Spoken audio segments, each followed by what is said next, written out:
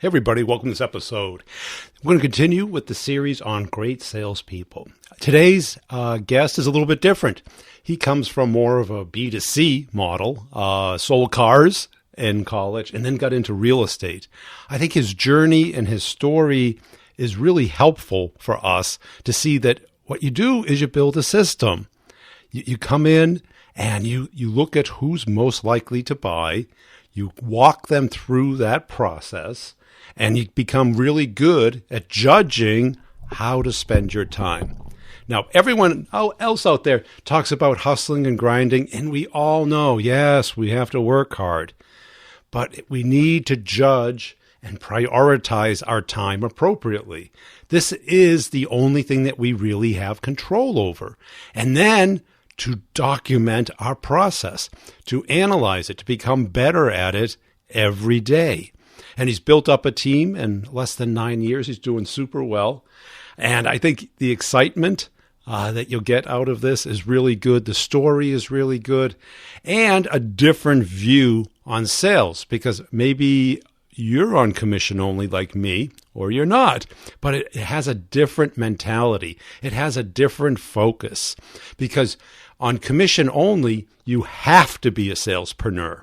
A salespreneur is different than an employee. An employee looks at their base salary, loves their base salary, but they don't understand that base salary is limiting your high end because someone else is taking the risk. Someone else is paying for that risk. In no base salary, pure commission jobs, that person, I'm taking all the risk. He's taking all the risk. And if it works out, there's no upside. I mean, there's no limit to the upside. But if it doesn't go well, it's very expensive. So I want to talk about that as a different way of looking at it. But that contrast between the employee mindset and the salespreneur mindset is critical. In B2B, I think you have the best of both worlds. You get a great base salary, you get benefits, and you get unlimited upside.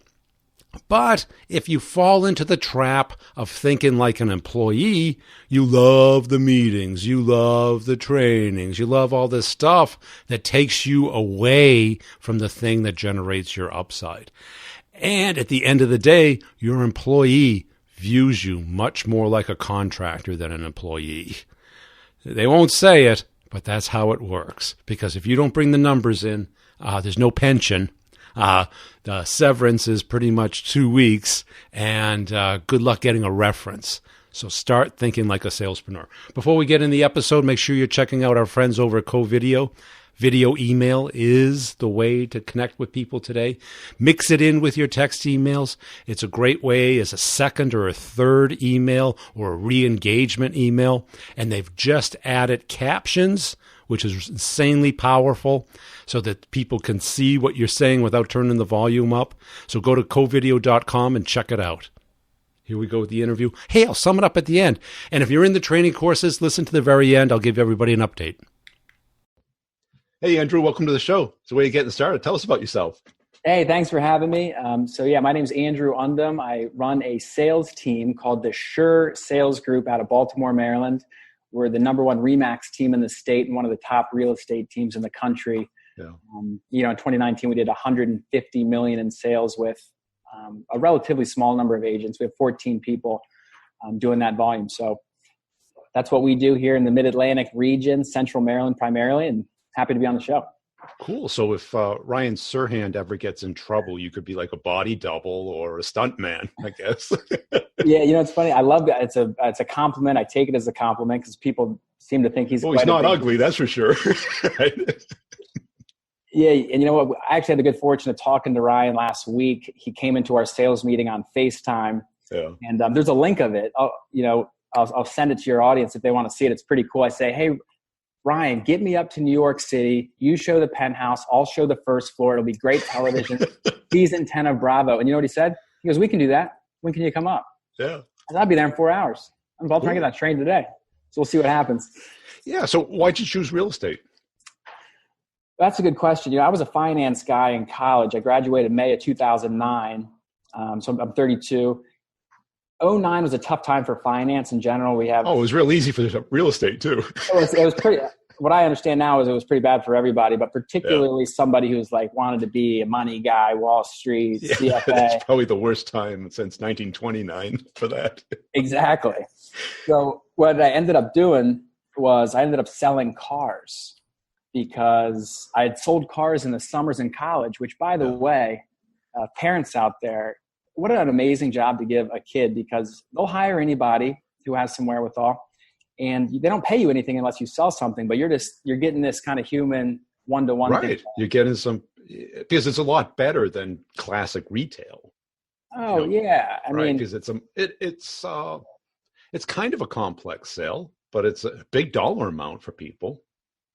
Yeah, I mean, it's sales is sales, and it's just it was a good learning ground for me. So I ended up doing that for like 9 months. I was like I was on pace to make 6 figures, and now as a 21-year-old, that might as well have been $1 million. Right. So I'm like, I thought I was hot shit. And what happened was I ended up selling a car to a sales manager for a national builder. Yeah. A manager at Ryan Homes, NVR Inc. Huge on the East Coast, one of the biggest in the country. Definitely Wall Street's darling if you look at that ticker, NVR Inc. And she said, do you like selling cars? Do you like your job here? And I had such good rapport. I said, hey, you know what? I hate it. Thanks for asking, though. I have to be here at 9 a.m. I leave at 9 p.m. It's dark when I get up. It's dark when I get home, but I got to do what I got to do. She loved it. She said, you should sell houses. And the rest was kind of history. And what's it like selling houses? Because I watch the Bravo shows. Sure. And as a sales guy, I'm like, come on. Right? Because the pattern's all the same, right?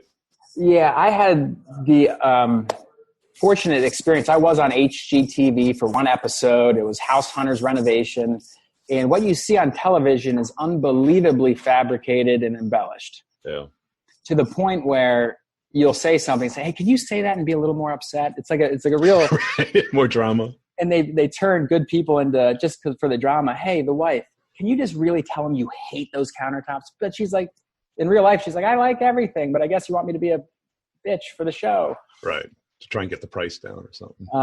So it's not like that. What it's really like, and I imagine it's like most sales jobs, is you better be following up. You better be working on your skills, your behavior, your attitude, your technique, and show up every day, because it's an eat what you kill environment. And residential real estate in the general brokerage world, what we do now, unbelievably competitive. I think there's 1.3 million agents and realtors. That's people associated with the National Association of Realtors in the country. Half of them don't sell a house a year. It's a big problem. And then what you find, like many industries, it's the 80-20 rule. I think it's even more exaggerated in residential real estate, where I'd be willing to say 10% of the agents sell 90% of the real estate. So if you want to be one of those 10, you better be listening to you a lot, figuring out different ways to hone your craft on how I talk to a buyer, how I talk to a seller. And in theory, it's great, but reality is what matters. So, right. Because it is a complex sale, even though it is B2C, because many meetings, you probably don't meet them in the morning and they have a contract at night unless they're relocating from another state or something. Well, any good salesperson knows you got to just know when to shut up. A lot of times you can sell a house in a day if you do your job properly. Right. Yeah. But what I tell the agents on our team is our job is only 2 things. You need to give people exactly what they want. No one cares what you want. No one cares about the industry and all these little things going on in our heads. Give people exactly what they want. You want to go see this house? Let's just go see this house. Yeah. Don't get it all bogged down. So if you give people exactly what they want and do it in a manner in which they'll say nice things about you on the internet, in today's world, you're gonna light it up. And how do you find out what they want? Well, it's kind of like when the first question you asked me when we got on here, I think perhaps before we started the interview, you said, hey, what would you like to accomplish today? Beautiful question. You were getting my agenda. And that's what it's about. You have to actually actively listen and care. Care. You have to highlight that, because some people just don't care. They want the commission breath. It's just like, oh, let me sell you something. I got to. Right. No. So you have to ask really good questions. And everyone knows, if you want better answers in life, ask better questions. So asking questions is an unbelievably valuable skill. But to find out what they want, after you get some basic bond and rapport down, which anybody listening to this, if you're in sales, I imagine you're naturally good at that, is to genuinely ask and care about, hey, what types of things would you like to accomplish? And don't assume you know anything. That's another big no-no. Right. Yeah. And I guess because you got, I would think in real estate, you can find out what's the motive to look for a new house. Yeah, I mean, Is it uncovering kids? Is it pain, marriage? Is it retirement? Is it? it comes out much easier. I imagine it's a bit more complex in B2B, depending on the cast of characters you're talking to and where you're at in the sale. But in this environment, they pretty much come out and tell you people want to move for some pretty obvious reasons. Yeah. Everything you just said, they don't like their current situation, kids, job, outgrowing, downsizing, crime, schools. And again, you just listen and then try to just give them exactly what they want. In this B2C, a little bit faster of a sale, I'd say, than maybe most B2Bs is you can go through that pretty quickly. You don't need to hammer them so hard on their pain and their compelling reason to do business. Their guts are on the table. Their active pain. Yeah. Right. You just say, I got it. You want to move. Let's get to the next step. You don't slow down the process in B2C. Yeah. Which I find in B2B, it probably happens a bit more where you got to really make sure that your solution accurately matches what you're going for there.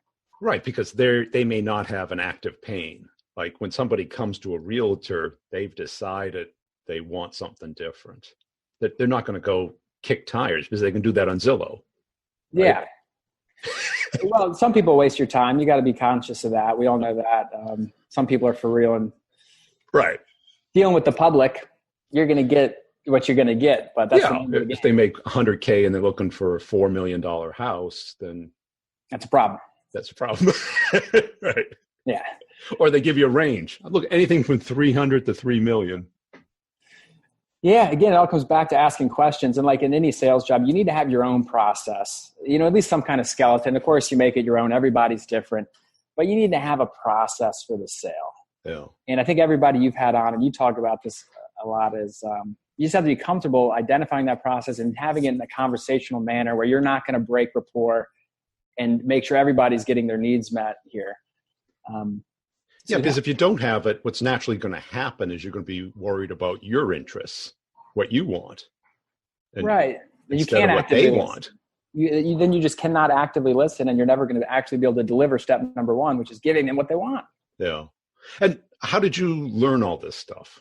What was the process? Did you grow up in a family that were in sales, or did you just money motivated or competitive? Or I grew up I had an awesome family. They're not, at least my parents, they're kind of more in the pharmacy world. By awesome parents, I was one of 4 kids, so I was always kind of getting that, I guess maybe some social ability there.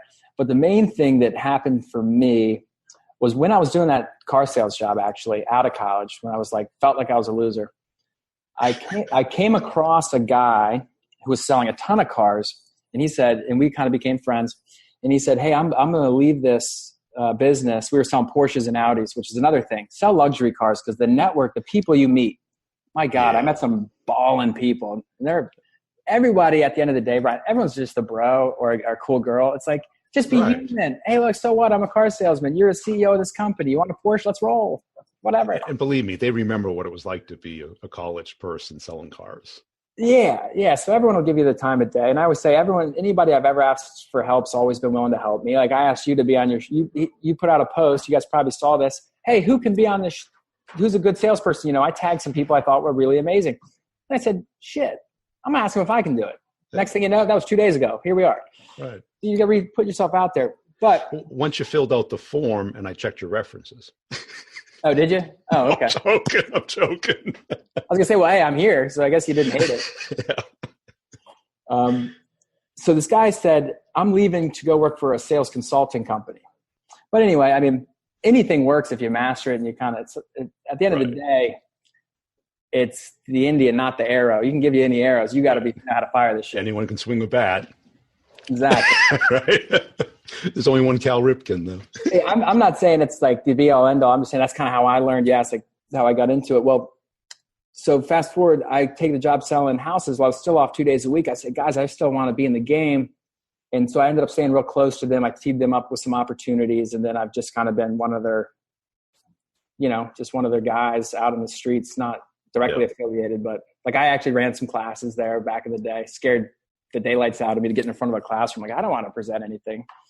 And why did you decide to build a team at your company now versus just stay a broker? I don't know the economics. I don't understand how that works. Well, there's only so much time in a day. It's like my job at this point in this business, what you want to do is you want to generate as many opportunities as possible, good opportunities, good people where you can give them what they want and they'll say nice things about you. You can only do so much by yourself. And what you need is a good staff. Because if you don't have an assistant, you are the assistant. Right. Period. Everyone knows that. So there's probably better uses of my time than actually filing paperwork or turning in the contract or putting things in the Google Calendar. So you start building a staff. And if what's good for you as a producer, naturally when you're a high producer, other people will attract to that. And I found that through social media, like exactly what you're doing, you're amazing on LinkedIn. You can't even talk to all the people reaching out to you every day. That's what we try to create. So if you can create opportunities and have systems and platforms where you're better off working with me, I'll pay for everything. We'll help, we'll train, we'll deal doctor, use all our technology. And then I just get a little piece of what you get, which is still a lot better than what you'd be getting on your own. That's how it kind of works. So we're still looking to grow. We don't recruit, I will say, and we probably should, but everything's been organic. And that's it, because a lot of localized businesses don't get LinkedIn. They stick with Facebook, which has, and I've got a realtor friend who kills it on Facebook, and doesn't even have a LinkedIn profile. How have you found it on LinkedIn? Well, I think LinkedIn's I'm a big Gary Vee disciple, and I follow all these bigger influencers to a certain extent, including yourself. In LinkedIn right now, it just seems like, maybe, I'm not sure when it started, maybe when Microsoft bought it or not, but your organic reach is really good. And it's a place to put more curated professional content. Because what I found is, look, we use everything. I'm all over Facebook and Instagram and LinkedIn and YouTube, and I'm on TikTok now because apparently that's what I should be doing. I can see some of those. It's the same kind of content I put on LinkedIn. But what I like about LinkedIn is I think the network's that much more professional. And what I've recently found is if I I'll put up a video, like a sales video. And if anyone goes to, it's all under my personal name, Andrew Undum, you find me on LinkedIn, you'll see some sales content that I think's good. I put that same stuff up on Facebook. I'll get like 8 likes. No one cares because they want to see me and my beautiful wife and kids. They don't give a shit about my career. Right. That's it. Maybe they do, but they're not liking it. But I put the same thing on LinkedIn. I'm like, oh my God, I got like 50 likes and 10 comments and a bunch of people sharing it on LinkedIn. 1 hour than I do on YouTube in a whole day. Oh yeah. So, and if you make it educational and entertaining, it gets even more. But for me, the whole world's my market. Your market's very local. Right. Well, it makes it a little easier, I guess, but depending on which way you look at it, like for me, especially if you're targeting or if I'm going to actually pay you to put something out, I can get kind of hyper local and it's a little easier. Yeah. But it's good because your market is timing based. You can't call up a stranger and convince them to buy a house. I'm fine. Get out of here. I'm okay. Right. That's the difference between like B2B and B2C. It's like, but every homeowner has a bunch of requirements, and buying a new house happens 3 times in a lifetime. Yeah, I think this new stat is like once every 7 years, but you're exactly right. It's what's fascinating is people do that in this industry. They just start calling people. Hey, it's perfect for inbound, right? You want to be an inbound guy. Yeah. I think if in any business, I always joked around like, hey, if for whatever reason I got out of real estate, I'd probably go to B2B or something bigger ticket, but you'd always find a way to make it inbound. Not that I'm against prospecting. Got to do it. But if there's a way to get it inbound, boy, oh boy, is that a little bit nicer. Right. And because that's it. There's just how many people are in market in your territory right now. And why not cultivate them over the years so they know who Andrew is? Exactly. That's why those Bravo guys probably get $100K a year to be on the show, because it's free publicity for them. Yeah, they're not doing it. They would pay to do it. They would pay to do it. Yeah, oh, absolutely. And they're making a lot more than their ROI is insane. Right. Because, come on. A good realtor is valuable, but it's not rocket science, right? Exactly. I'm glad you said that, because what people often discount the whole industry, and they probably should. And I'm not trying to stand up for it. There's a lot of people out there. You're probably better off doing it yourself. Well, you know what a house does, right? You live in it. You can see it. It's not about the house. It's about the deal. Yeah. There's deals to be had. And the beautiful thing about residential real estate is you're playing with a lot of money, leveraged money. Yeah. So if you're going to go invest and you're an average person and you have whatever, $20,000, if you want to go buy Apple, they want 20,000 for shares. Meanwhile, if your credit's good, you can lever up like crazy. 5 times, 10 times. Yeah. 10x, more than 10x. So now you can buy a 200K asset. And what's even more beautiful is you're not playing against these machines and algorithms and really smart people on Wall Street. And you're just playing with Harry Homeowner. Right. You want to beat somebody up? I'm the guy. I'll stuff money in your pockets. Yeah. Like, that's what we do. And I buy more real estate than all my clients. I'm like, you don't trust the ball barber. If there's a good deal, I'm buying it. But I don't have an insatiable appetite. There's plenty out there. But you got to know how to look for it. You got to know how to find it. And furthermore, you have to know how to execute across many different things. It's not just getting someone to agree to the deal. There's terms. I like to play again. Hey, you pick the price, I'll pick the terms. I say, hey, Brian, you want to buy the house? You pick the price, I'll pick the terms. It's all about the terms. Yeah. And what's it like being commission only from your perspective? You know, it's funny for me. I've never been on anything else but it. Yeah. So I don't really know. I can't go back now. I joke around. I'm unemployable. I can't. Like, I've called the shots for too long, and maybe it sounds arrogant, but it's like, I can't take people's bad Mindless ideas. Meetings. I can't do it. Back administration. You got to talk to you about your mileage. Oh God. And I want to ask you, this is what used to drive me crazy. I never missed my quota at the new home sales company. It was a quick stint. I was there for 2.5 years. I was like one of the top guys in the company. And they'd say, this is a perfect example. Andrew, you need to do competitive shopping of all the other communities around that we're competing with. So take a day and go shop everyone else. And I refused to do it. They didn't like this. This is not the way to go, by the way. If you're going to try to stay in a company long-term, you do it. You do what you're told. Yeah.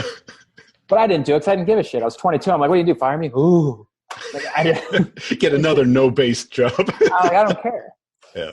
And I'd say, why on earth would I go study the people who are losers that we're kicking the daylights out of? Like, what good is that?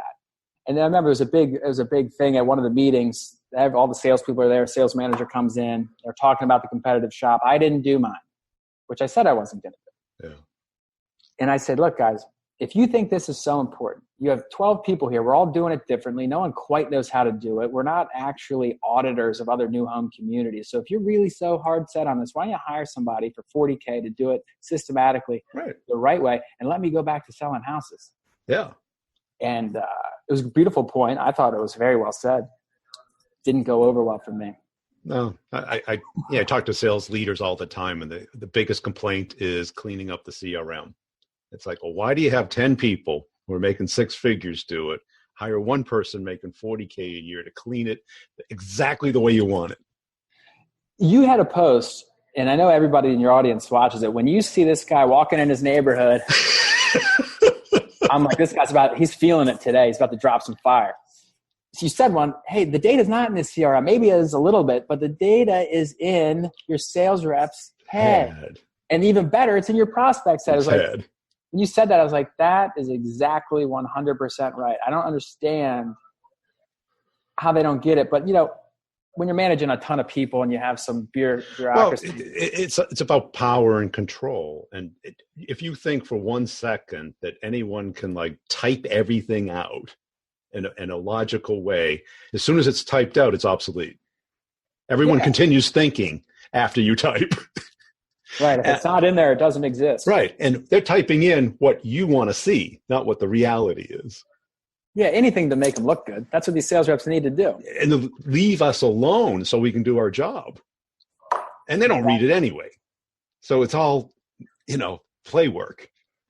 It is. And it goes, I feel the sales manager is a tough job. I kind of got forced into do it because I'm a player, not a coach. And I'm making that very clear. And I let the people we work with know. And I have a partner too, who's more of that managerial role. And I have compassion and empathy, don't get me wrong, but I'm more, I just want to get stuff done.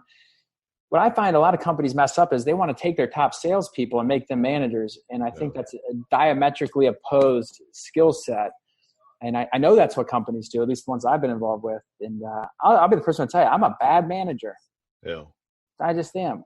I'm not saying I couldn't learn the skill, But there's a big, it must be doubly hard when you have no base salary to hold over their head.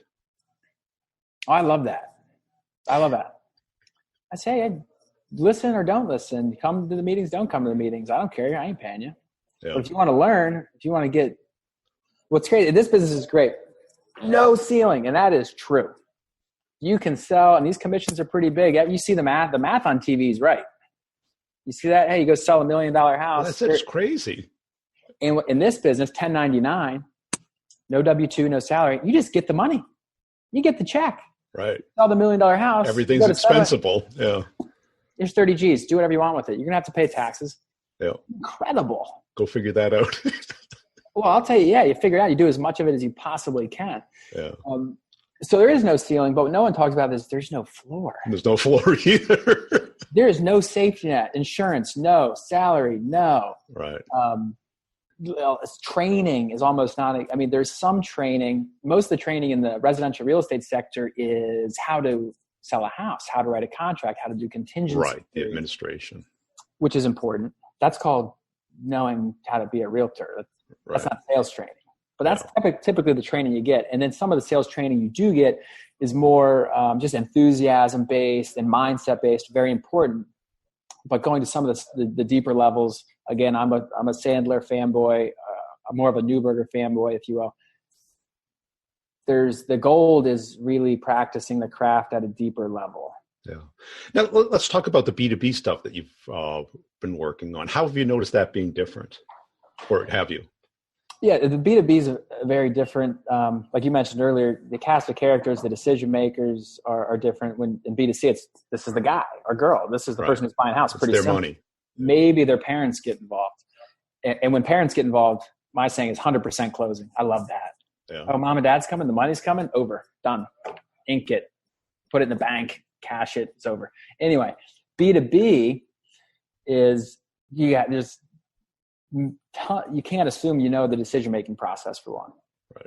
Because there's typically a number of people, there's committees, depending on the size of the company. In my world, one of the main things I actually do is I like to go to these national builders. I understand. I've been on the other side of that table. I know what their pain points are and what they're trying to accomplish. And I really do think we can help a lot of times from the brokerage side. Because just because you're building these homes, the real estate agent community is very important to you. How do we bridge that gap? And that's where I make my B2B pitch, where I go to these bigger builders.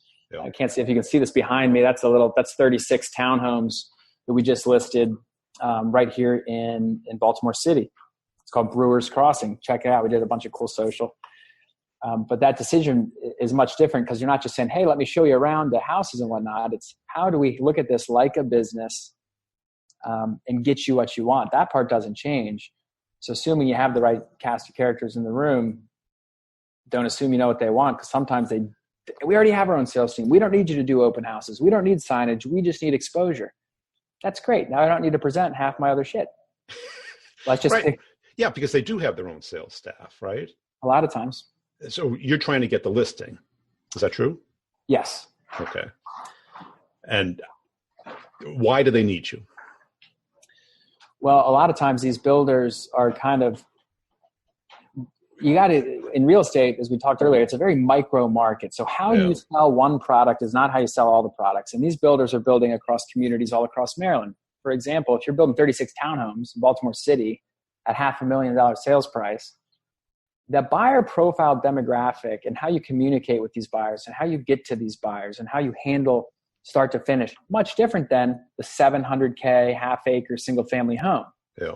So, and also the people who work those markets are different. Fortunately for us, we're big enough where it's like, look, we're selling more real estate than almost anybody around here. We got all this covered.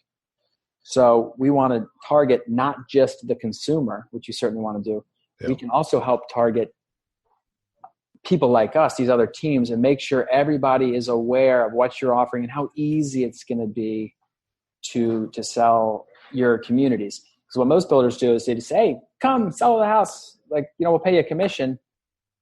Agents, a lot of them don't have as much experience in new homes. They'll shy away from it. Like, I don't want to bring my buyer there. It might take 8 months.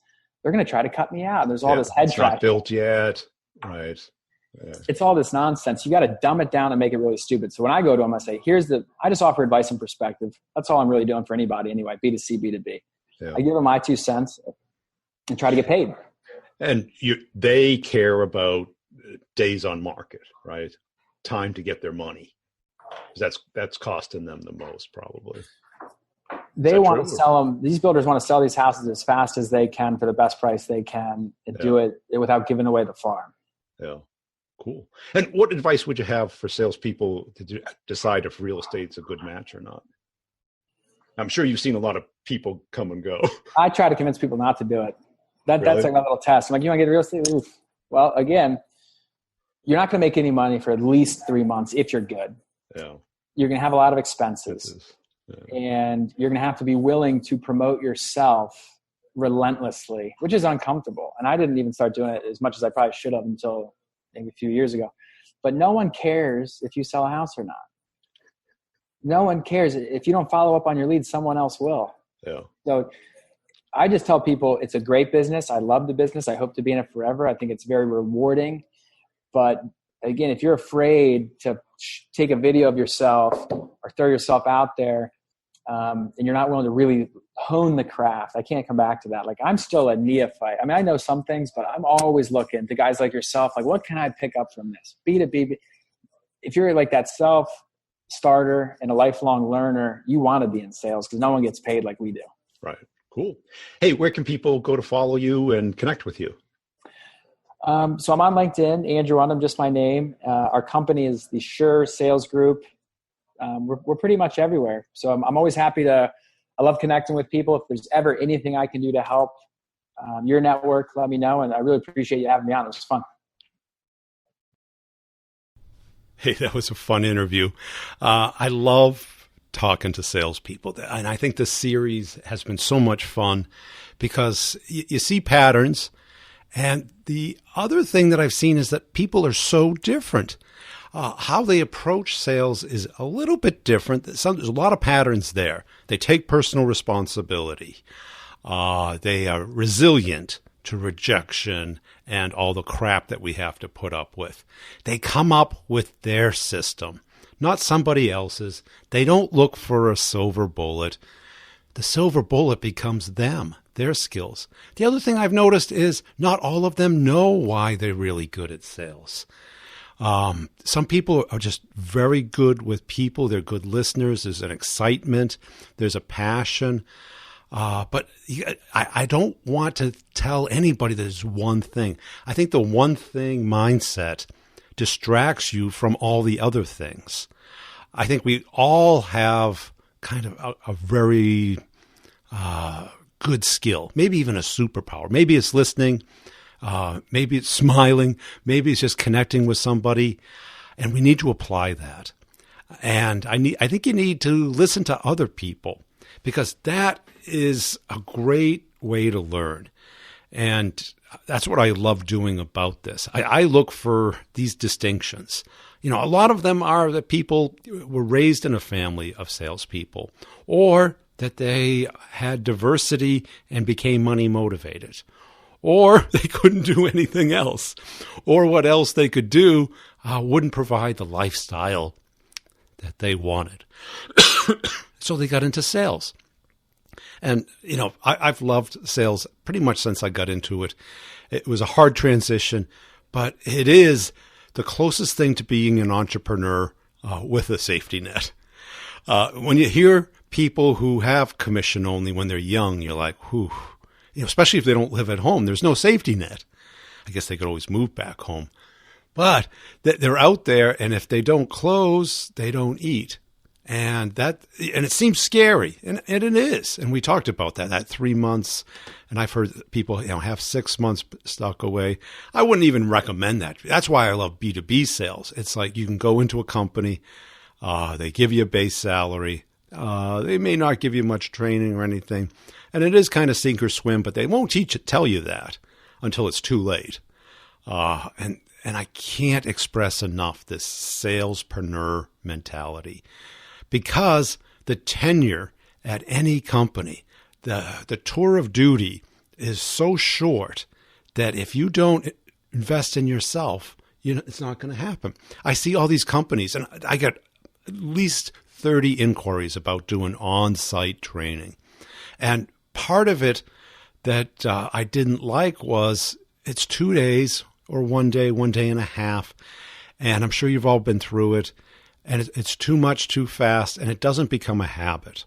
It's not the way people learn. There might be some great ideas, and you make some notes, but you tend to have a couple of takeaways that you apply and build into your system, if you have a system that's conscious and documented, and then you kind of slip back, especially in bigger deals when there's a large time gap at each stage of the sales process. If you have more of a transactional thing where it's boop, boop, boop, it's much easier. But if you go a month without prospecting, then all of a sudden you look at your pipeline and it's like, it's a little skinny. This is why I like the year-long, one-on-one training, group meetups, and consume at your pace, not your company's pace. And you own it. It's you. You can take it wherever you go through life. If you learn the skill of having a in-depth conversation about what the other person cares about that you can build into a business conversation, that was pretty much one of the takeaways that I heard in the last 6 months in doing this. And I've kind of taken start the conversation, get the meeting, into start a conversation, get a meeting, and continue to have conversations. Because if we stay at the transactional level, I need something, you need something, the quid pro quo, as we say, then that's very time-based. It's need-based. Your need or their need. And how often do they meet up? What we want is an open, broad channel of communication with our clients. They want to talk with us. And this is not just about baseball or movies or current events. It's whatever they care about. Not so much what we care about. We should be able to at least build the structure of that in an organized way and then guide them into commitment and action. And I show you how to do this in the course. This is what I've been doing my whole life. And these things you can show somebody in 2 days. You can have them do role plays and exercises in 2 days. But what I'm finding is it takes 3 to 6 months to become good at it, become a B+ player at it.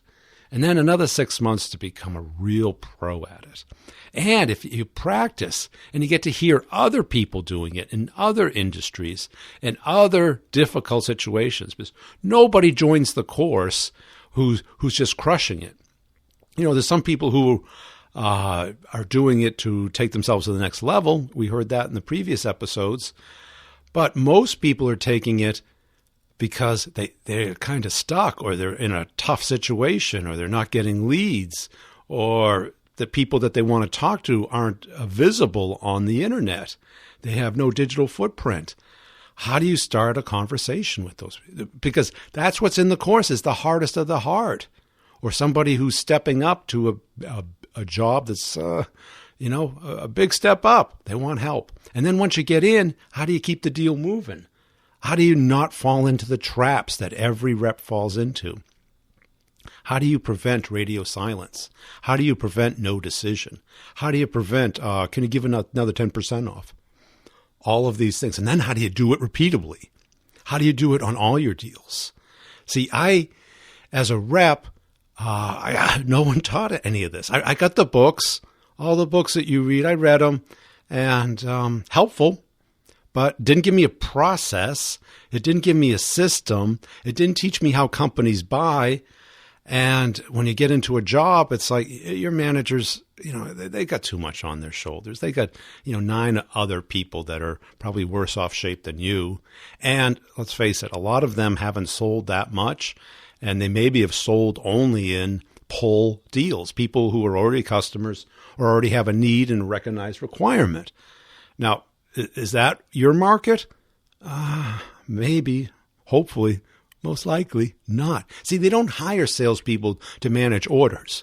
They hire salespeople to create orders. That's where you want to be. That's where the high end is. And to be able to do that, What choice do you have? Who's going to teach you? Who's going to help you? The course gives you a year-long access to not only the content and the recorded content of all the office hours, all the one-on-ones. It gives you a group meetup, and they're becoming much more interactive. People are coming out of their shells. They want to get their question out there. They want to answer other people's questions. We get different perspectives. We get different vantage points. And I always ask the question, what do you think is going to happen?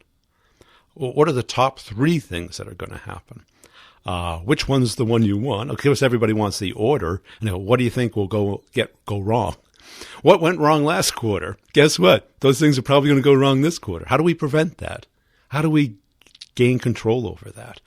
It's fun. And I got to tell you, I love talking about sales. So if you're interested, go to b2brevenue.com. If you're open and willing to become better, you probably aren't. You probably think you're doing fine. And, making your 250 or 300K is perfectly fine. That's okay. I know people like that. I met a few. But if you want to get to the next level, 3x your number, make $500,000 a year plus, have headhunters ringing your phone off the desk, having all these job offers hitting you, check it out. b2brevenue.com, hit the training tab, then check out the courses. There's a little link in there.